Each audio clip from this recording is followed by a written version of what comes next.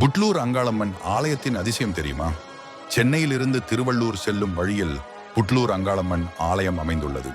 இந்த புட்லூர் அம்மன் கோவில் வரலாற்றை எங்கள் நண்பர் ஒருவரின் வேண்டுகோளுக்கு இணங்க இங்கே பதிவு செய்கிறோம். இதே போன்று உங்களுக்கும் வேறு ஏதாவது ஆன்மீக தகவல்களை பற்றி அறிய நமது சேனலில் கமெண்ட் செய்யுங்கள். இப்பொழுது நமது கதையை தொடர்வோம். ஒரு சமயம் சிவனும் பார்வதியும் புட்லூர் வனம் வழியாக நடந்து சென்று கொண்டிருந்தனர்.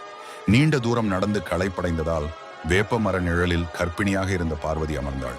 தாகமாக இருப்பதால் தண்ணீர் வேண்டும் என்று கேட்டாள். உடனே சிவபெருமான் அருகில் இருந்த கூவம் நதியை தாண்டி சென்று புனித நீர் எடுத்து வந்தார். அந்த சமயத்தில் பலத்த மழை பெய்து கூவம் நதியில் வெள்ளம் பெருக்கெடுத்து ஓடியது. இதனால் சிவபெருமானால் நதியை கடந்து வர இயலவில்லை.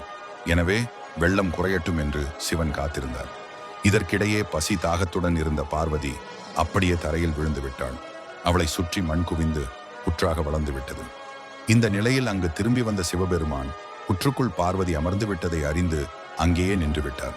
அதை பிரதிபலிக்கும் வகையில் புட்லூர் தலத்தில் சிவபெருமான் தாண்டவராயன் அம்சமாக சற்று கவலை தோய்ந்த முகத்துடன் இருப்பதை பார்க்கலாம். புட்லூர் தலத்தில் பரமேஸ்வரி அமர்ந்த புற்று தற்போதும் வளர்ந்தபடி உள்ளது. மேலும் ஒரு நிறைமாத கர்ப்பிணி பெண் மல்லாந்து படுத்திருப்பது போல அம்மனே இத்தலத்தில் இயற்கையாக தோன்றியுள்ளாள். இத்தல நாயகி நவக்கிரக தோஷங்களை நீக்கி திருமண பாக்கியம், குழந்தை பாக்கியம் ஆகியவற்றை தருகிறாள். தன்னை நம்பி வரும் பக்தர்களின் திருஷ்டியை விலக்கி அவர்கள் மீது படிந்துள்ள பில்லி சூனிய தோஷங்களை விரட்டுகிறாள் என்பது நம்பிக்கை.